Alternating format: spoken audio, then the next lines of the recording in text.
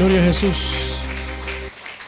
Olvidé mencionar que este viernes, el culto es a las 5 de la tarde, únicamente por este viernes, por los eventos que se dan en derredor, para poder llegar y regresar a casa pues de la forma más tranquila posible. Únicamente por este viernes es a las 5 de la tarde.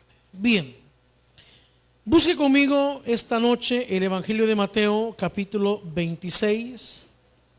Evangelio de Mateo capítulo 26, versículo 6 al versículo número 10.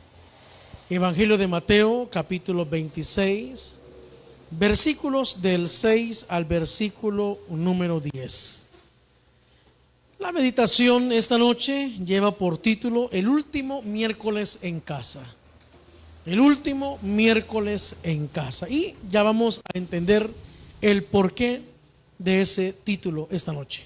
El último miércoles en casa. Mateo capítulo 26, versículo 6 al versículo número 10. ¿Lo tenemos? Amén. Entonces leamos juntos esta porción de la Escritura y lo vamos a hacer honrando al Padre, al Hijo y al Espíritu Santo de Dios. Y estando Jesús en Betania, en casa de Simón el leproso, vino a él una mujer con un vaso de alabastro de perfume de gran precio y lo derramó sobre la cabeza de él, estando sentado a la mesa. Al ver esto, los discípulos se enojaron, diciendo: ¿para qué este desperdicio? Porque esto podía haberse vendido a gran precio y haberse dado a los pobres. Y entendiendo Jesús les dijo: ¿por qué molestáis a esta mujer?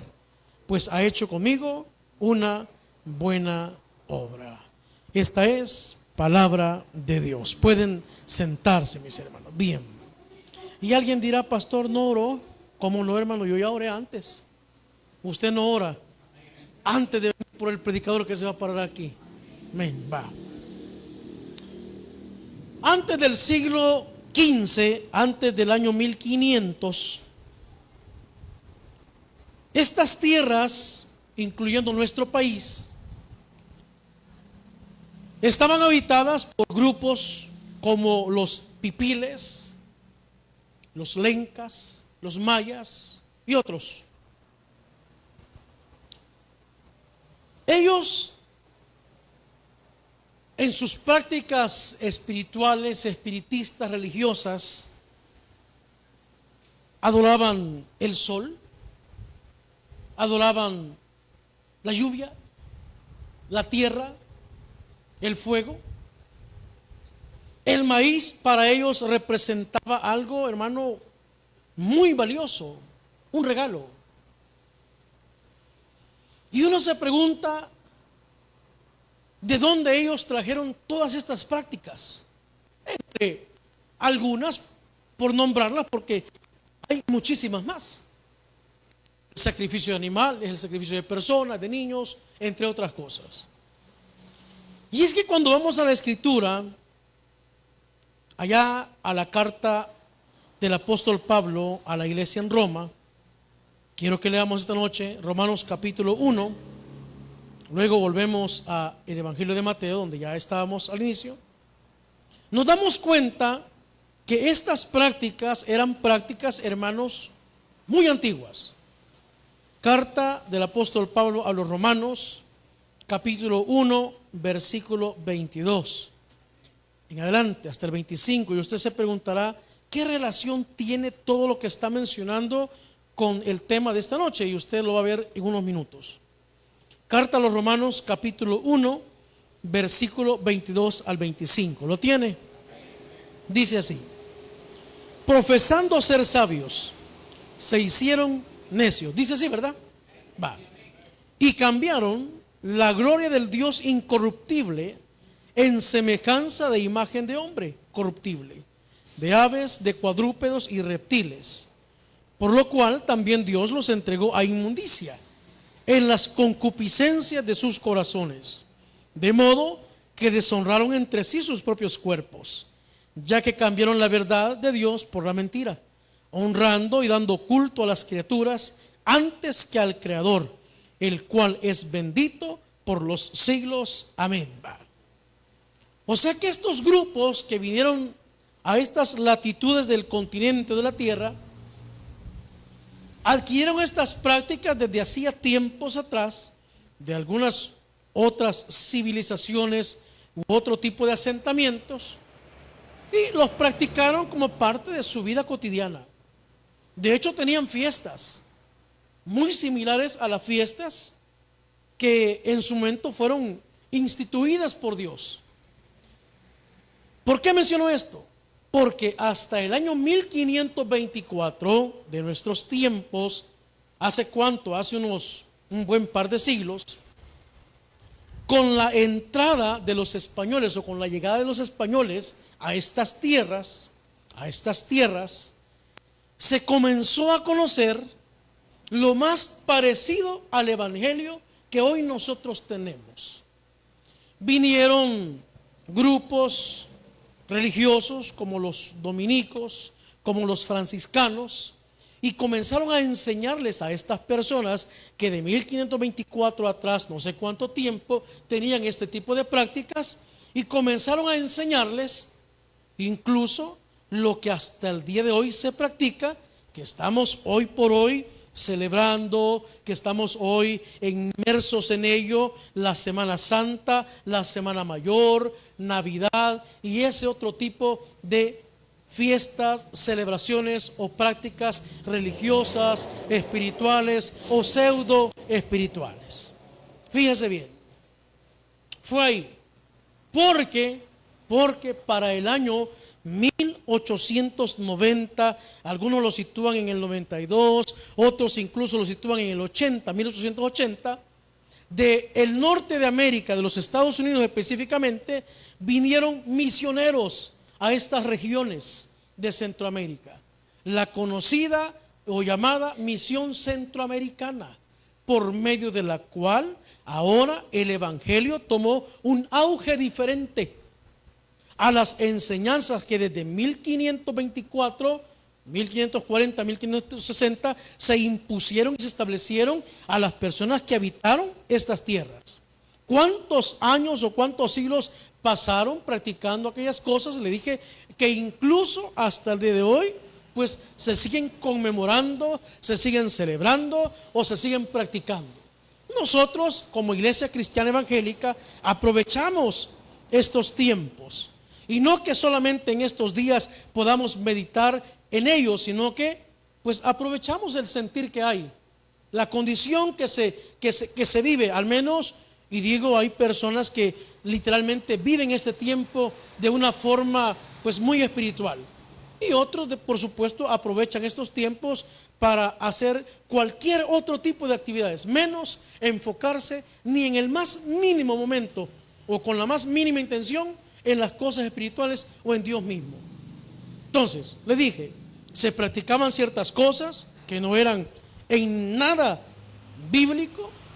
Vino algo que era lo más cercano y parecido al evangelio que hoy conocemos, pero bendito sea el Señor que a partir del 1880 o 1892 entró el evangelio a nuestro país, y a partir de ahí, le dije, el evangelio tomó un auge diferente, tanto que ahora entendemos nosotros el significado, lo que implica, lo que hoy por hoy en nuestro medio y en otros lugares o en otros países se celebra como la Semana Santa o la Semana Mayor.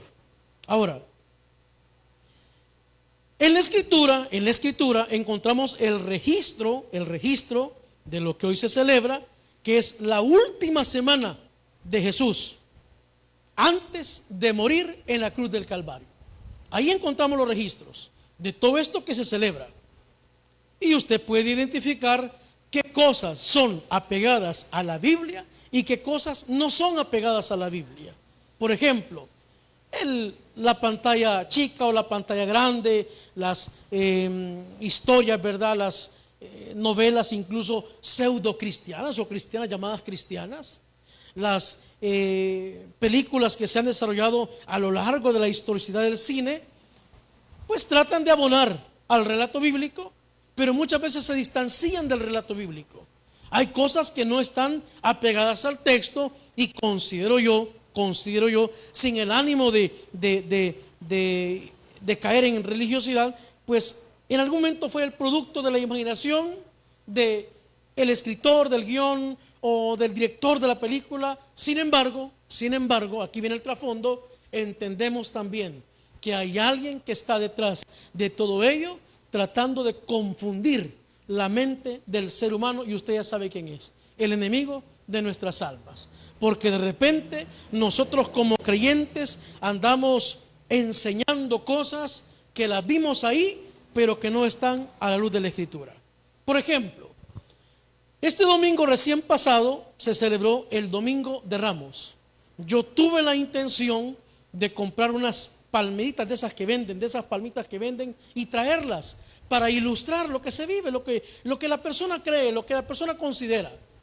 Solo para eso, ¿verdad? Solo para eso, no era para ningún otro propósito.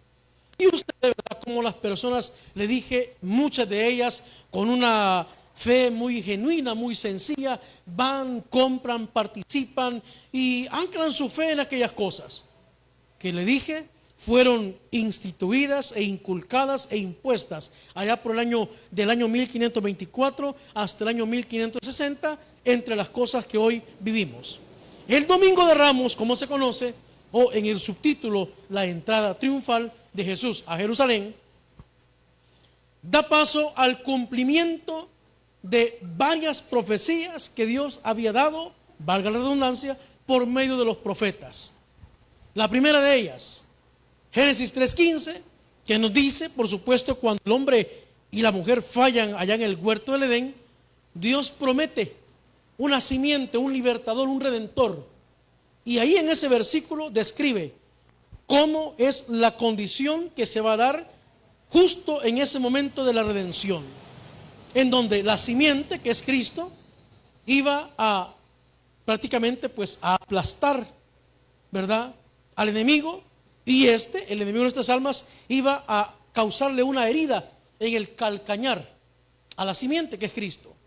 Entonces, cuando hablamos del Domingo de Ramos, el domingo recién pasado, como se celebra habitualmente, estamos hablando, estamos a 4 o 5 días máximo del cumplimiento de Génesis capítulo 3, versículo 15. ¿Y cuál es ese cumplimiento? La herida en el carcañal, pero también la herida letal y profunda y de muerte, por supuesto, irreversible, que Jesucristo le causó al enemigo en la cruz del Calvario. ¿De qué manera? Resucitando. Porque el enemigo pensó que ahí terminaba todo, pero no terminaba todo ahí. Ahí solamente se daba el inicio, la primicia de algo de lo cual usted y yo ahora hemos sido hechos partícipes. ¿Y qué es eso? La vida eterna, la resurrección de los muertos, la esperanza que tenemos hoy de gloria. Y las palabras que citaba Pastor Marvin cuando decía en el Evangelio de Juan capítulo 14 versículo 1, 2 en adelante, la promesa de la cual hoy nosotros como creyentes, vuelvo y repito, hemos sido hechos partícipes, que tenemos la esperanza que al morir físicamente, nuestro cuerpo depositado en la tierra, seremos resucitados.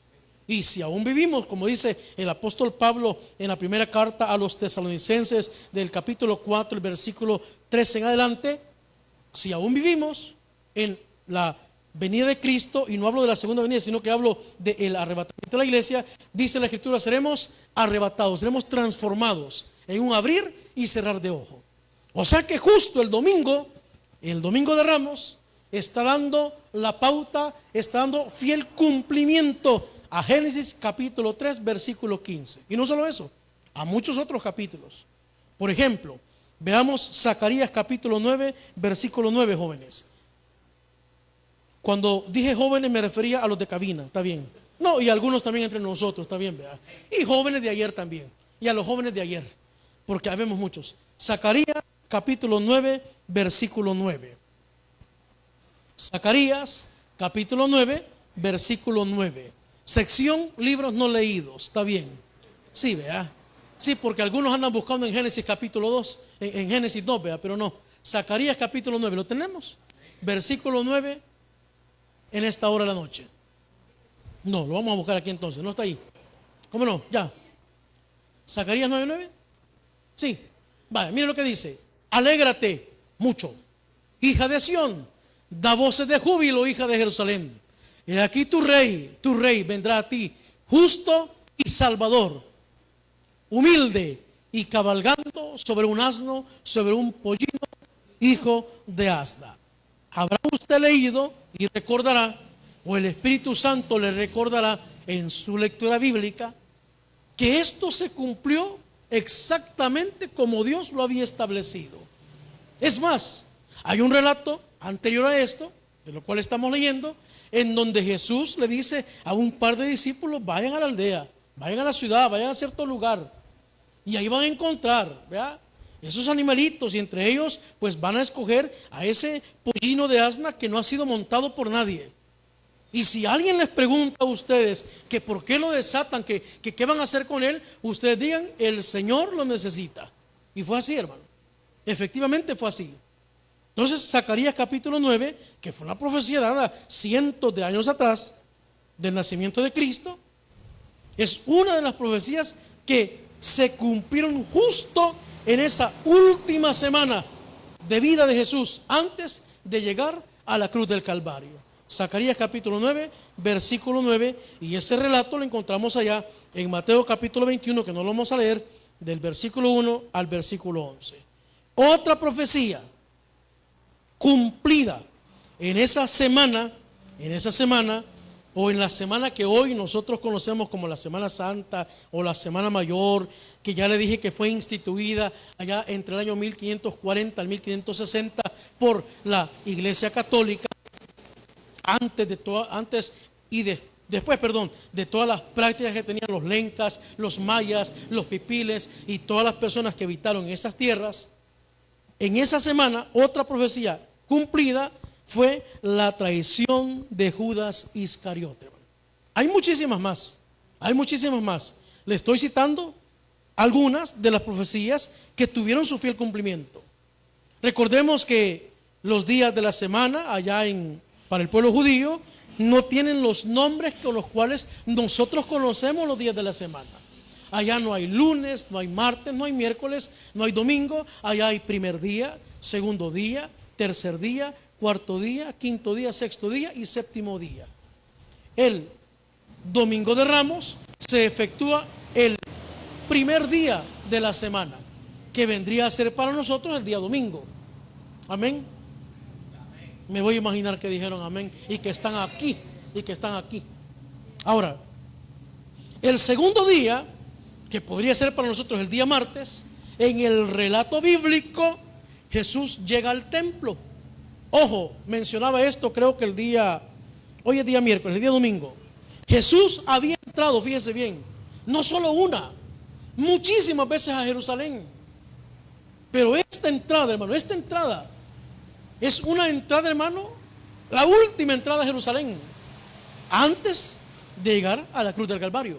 Pero no era cualquier entrada, era la entrada que, como le dije ya hace unos momentos, daba paso al cumplimiento de las profecías bíblicas establecidas en la vida de la persona de nuestro Señor Jesucristo, que vendría a favorecernos y a bendecirnos a cada uno de nosotros. Entonces, en ese sentido, vea lo que dice el Salmo capítulo 41, jóvenes, versículo 9.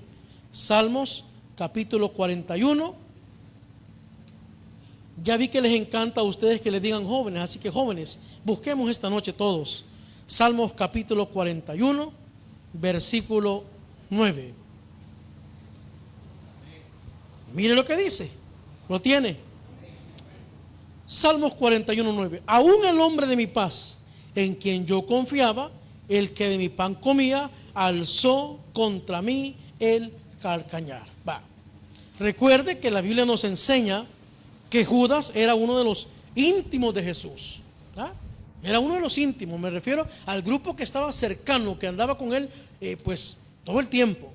Y no solo eso, la Biblia nos enseña que él era el que administraba las finanzas del ministerio de Jesús, al menos el que llevaba la bolsa, ¿verdad?, con dinero. O sea, En algún momento faltó el dinero, como en aquel momento en donde pues había que pagar el impuesto, y Jesús le dice a Pedro: mira, pues ve ahí, ahí toma ese pez, ábrele ahí la boca al pez de $200, está bueno, porque era un pez de esos caros, hermano, ¿verdad? Como los de hoy. Y saca la moneda y paga. Y hay una gran enseñanza para nuestras vidas. Pero Judas era uno de los íntimos, de los cercanos de Jesús, quien por supuesto fue influenciado por el enemigo para entregar al maestro, y no solo él, sino que si vamos a Mateo capítulo 26, allá donde iniciamos, vean lo que dice Mateo capítulo 26 versículo 1, hablando de esa profecía cumplida en la persona de Cristo. Mateo capítulo 26 versículo 1. Cuando hubo acabado Jesús todas estas palabras, dijo a sus discípulos: sabéis que dentro de 2 días se celebra la Pascua. 2 días a partir de ese día martes era el día jueves. La Pascua se celebró el día jueves. ¿Qué día se celebró la Pascua? Jueves para nosotros, que vendría a ser ¿qué día de la semana en el calendario judío, hermanos? ¿El quinto? ¿Están seguros? Sí, ¿verdad? El quinto. La Pascua, ya hemos explicado que consiste en aquella fiesta que Dios instituyó la última noche antes de salir el pueblo de Israel de la tierra de Egipto, de la esclavitud de aproximadamente 400 años, que no fueron literal 400 años, porque recuerde que ellos llegaron como extranjeros, se establecieron, se les permitió pues tener tierras, tener sus cosas. Y cuando el faraón en turno, que no era ya el faraón que había permitido a José y su familia, dice 70 personas, descender a Egipto y establecerse, vio que el pueblo se multiplicaba en gran manera, entonces comenzó a oprimirlos, y ahí comienza la esclavitud. La Pascua, le dije, es ese momento en donde Dios le ordena, la última noche allá en Egipto, que sacrificaran un cordero, ¿verdad? Y que con la sangre de ese cordero pues mancharan los dinteles, las mochetas de las puertas de las casas, y cuando el ángel de la muerte pasara para matar a todos los primogénitos, las casas donde estaban manchadas con la sangre del cordero que había pues sido sacrificado esa noche, ahí no iba a haber muerte. Esa era la Pascua.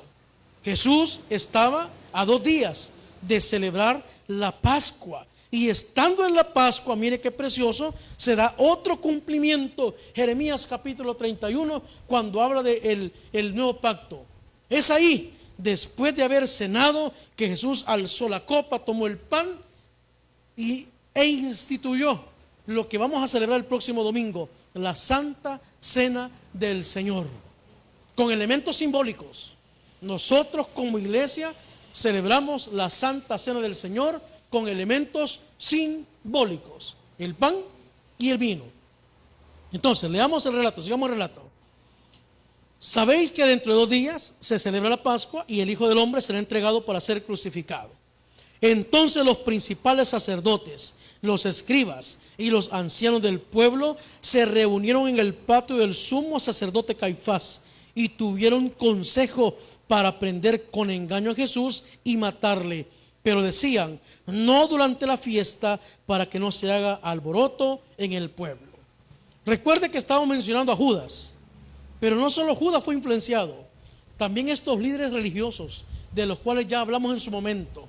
Ahí habían saduceos, ahí habían fariseos, que cada uno tenía sus prácticas, sus creencias. Me recuerdo haberle mencionado, entre otras cosas, que una de las cualidades o prácticas o creencias de los saduceos es que ellos no creían en la vida eterna, ellos no creían en la resurrección, ellos no creían en la manifestación de los ángeles. Contrario a los fariseos, ellos sí creían en una vida eterna, creían en la manifestación de los ángeles, ellos sí creían en eso. Ahí habían publicanos, que eran los prácticamente recolectores, ¿verdad?, de los impuestos. Habían escribas, que eran los copistas de los textos, ¿verdad?, de generar las copias para de esa forma pues conservar los escritos. ellos también fueron influenciados. Y entre ellos y Judas, pues se tramó, ¿verdad? Todo lo que nosotros conocemos, la noche en la que Cristo va y ora en el Getsemaní. ¿Fue en el Getsemaní? ¿Están seguros? Ocupamos el comodín y le llamamos al testigo de Jehová. ¿Por qué se lee la Biblia, hermano? ¿Están seguros que fue en el Getsemaní? Va. Pues estando ahí, usted conoce el relato, ¿verdad? Utilizaremos muchísimo tiempo para leer todos estos textos. Cuando dice que como Judas y este grupo de personas buscaban ocasión para prender a Jesús, llegaron donde él, ¿verdad? Y pues se acerca, le da un beso y usted conoce el relato. Sigamos leyendo. Ahora, pero ese miércoles, después de esto que recién acabamos de leer, fue la última o el último miércoles de Jesús en el lugar en donde nosotros deducimos por los relatos bíblicos que residía en esa región de Betania, ahí en esa región de Capernaum, en esa región. Y estando en casa, dice el relato que hemos leído, ¿verdad? Estando en casa de Simón el leproso, vino a él una mujer con un vaso de alabastro de perfume de gran precio. No hubo milagros, no hubo exhortaciones como las que acostumbraba Jesús a hacer, sino más bien lo que hubo fue de parte de él para con las personas que, en este caso los discípulos, dijeron: mire, qué desperdicio todo esto, ¿verdad? Es que Jesús declara algo que a nosotros nos podría parecer extraño. Bueno, ¿y cómo es que Jesús exalta lo que esta mujer ha hecho si pues espiritualmente podría haber sido considerado poco o nada aquello? Sin embargo, vemos que en otros relatos bíblicos Jesús sí resalta la condición del corazón reflejada en lo físico, como cuando aquella anciana dice que llegó al templo, y ya le hemos explicado también la historia de las alcancías en los templos, ¿verdad? O en el templo, al menos en el segundo templo, en donde después de la deportación, del regreso de Babilonia a su tierra, pues ponen aquellos cofres en el templo o las cajas de las ofrendas para que todos los que quisieran participar con algún bien, con dinero, con algún bien, podían depositarlo ahí y de esa forma poder reconstruir las murallas, la ciudad y el templo. Pero ese no es el punto, sino que el punto es que esta mujer llega y deposita 2 monedas ahí, 2 monedas. Pero había otro que depositó, hermano, otra mayor cantidad de dinero o presente. Y Jesús dice que exalta la condición de aquella mujer, porque aquel hombre había echado de lo que le sobraba, mas sin embargo la mujer había dado pues lo que tenía. Lo mismo está sucediendo aquí. Por supuesto que era un perfume, según dice la Escritura, y la descripción, pues, como dice aquella persona, carísimo, por cierto, ¿verdad? ¿Han escuchado ustedes a esa mujer? Carísimo, por cierto, ¿verdad? Era carísimo, era carísimo. Pero Jesús no estaba viendo el precio del perfume, estaba viendo la acción de esa mujer, el corazón de esa mujer. Y nosotros por eso argumentamos, y no digo que sea la única postura o la mejor, de que Dios mira la intención de nuestro corazón, en el sentido que esta noche, por ejemplo, pudimos haber venido en una condición de necesitados, materialmente hablando, y quizá otro pudo haber venido en la mejor condición, o quizá pudimos haber venido en una condición espiritual, como dijo Pastor Marvin al principio, ¿verdad? De pecadores, porque todos en el momento somos pecadores. Y quizá otro pudo haber venido como aquel otro hombre que cuando oraban dijo: Señor, yo te doy gracias porque no soy como este. Yo te doy gracias porque no soy como este. Por eso yo le decía al principio: pastor, no oro por la predicación. Yo oro cuando voy a leer, oro cuando estoy preparando, oro cuando salgo de ese lugar, para que Dios nos bendiga a todos aquí. Yo no sé si usted lo hace, hermano, pero orar solo para que usted me oiga, como que fracasamos en el intento, ¿verdad? Aunque debería hacerse, lo hacemos. Hoy no lo hice, pero lo hacemos. Entonces, Este miércoles es llamado el miércoles del silencio. Y es que Jesús, hermanos, Dios mismo, recuerde que en un par de oportunidades Él ha guardado silencio. El silencio más prolongado fue el de los 400 años que encontramos entre el profeta Malaquías y el Nuevo Testamento. 400 años de silencio, en donde Dios, hermano, no se reveló, en donde Dios, hermano, ya no dio palabra alguna. Y ahí surgieron escritos, surgieron libros históricos, surgieron movimientos, rebeliones, partidos políticos, religiosos, surgieron muchas cosas, muchas cosas. Pero Dios guardó silencio. Pero el plan de Dios sigue en vigencia aún cuando Él guarde silencio. Dios sigue obrando. Dios sigue obrando. Y por eso lo cantamos aquí. Alaba a Dios, ¿verdad? Él está obrando aún cuando Él está guardando silencio. Por eso cuando alguien se pregunta, ¿y Dios por qué no me contesta? ¿Por qué no me responde?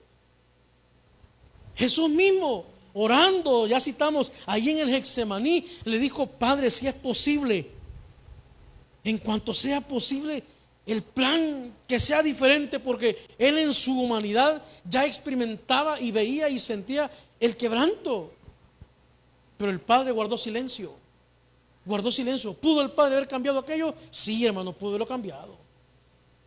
Si cuando el apóstol Pedro, ¿verdad?, levantó su espada, su arma contra el soldado aquel llamado Balco, le iba a decir, pero Balco es una gina, ¿verdad? Este llamaba Malco, es que parece, hermano, ¿verdad? Es una letra, hermano. Balco, Gina, Balco y el Malco, ¿verdad? Jesús le dijo: hey, no, hombre, las cosas no se solucionan así, hombre. Si yo quisiera, no, hombre, si hay una infinidad de ángeles a mi servicio que podrían venir. Estoy parafraseando el versículo, ¿verdad? Es más, ni necesidad hubiese tenido ni siquiera que los ángeles lo asistieran. Una palabra de Él, hermano, una. Si cuando Él dijo yo soy, dice el relato bíblico que todos se fueron igual que Condorito. Nunca leyeron a Condorito ustedes, de espaldas y pluf pluf, ¿verdad? A ustedes no les gusta leer, ¿verdad?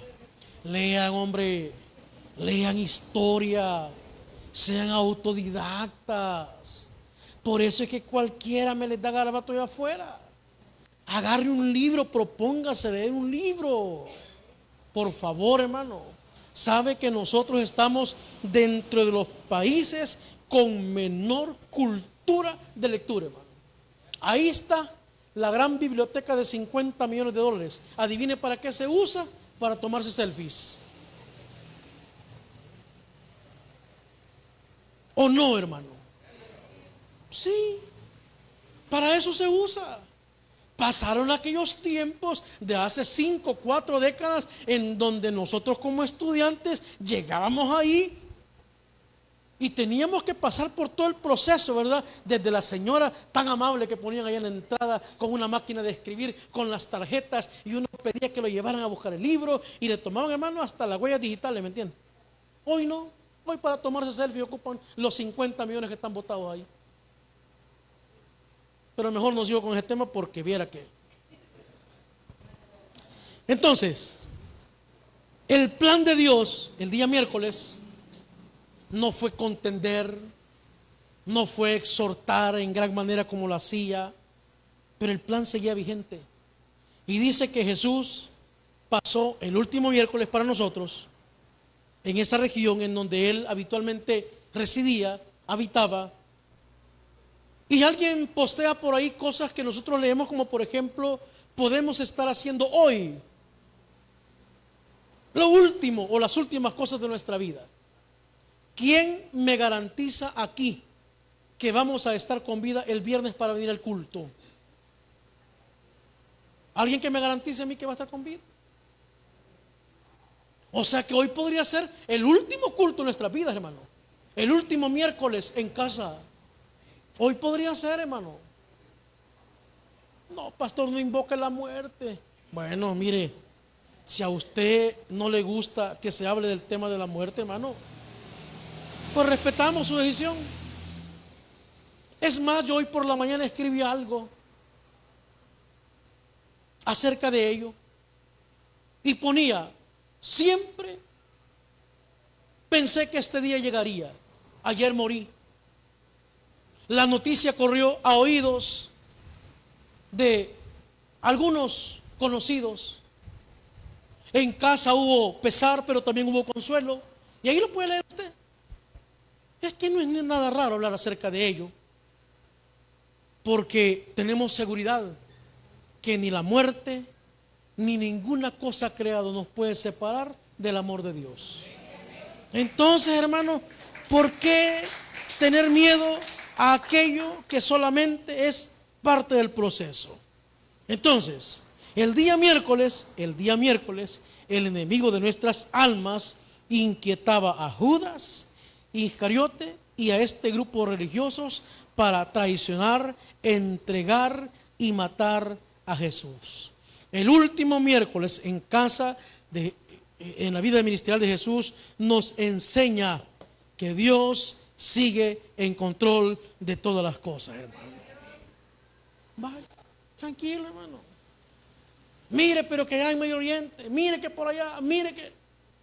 Y no, ya la Escritura nos advierte, pues, en los postreros días, iglesia, estamos nosotros como iglesia en tiempos finales o en tiempos postreros. No me dejen avergonzado. Ya les hemos enseñado eso, hermano. En los postreros días. Hebreos habla de los postreros días. Jesús es parte de los postreros días. Y los tiempos finales, por supuesto, que están preparados para todos aquellos que no han creído ni creerán en Jesús por forma voluntaria. Los que han rechazado. Y sin duda alguna los tiempos postreros están dentro de los tiempos finales. Pero la iglesia vivimos tiempos postreros. Me voy a imaginar que dijeron amén.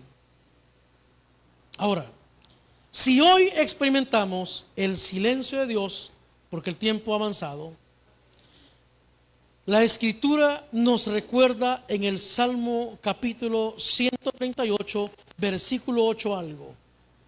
Jehová cumplirá su propósito en mí. O sea que el silencio de Dios es parte de su propósito, hombre. Tranquilo. Mire, pero yo ya no aguanto. Aguante. Pero mire, yo ya me siento desesperado, le creo.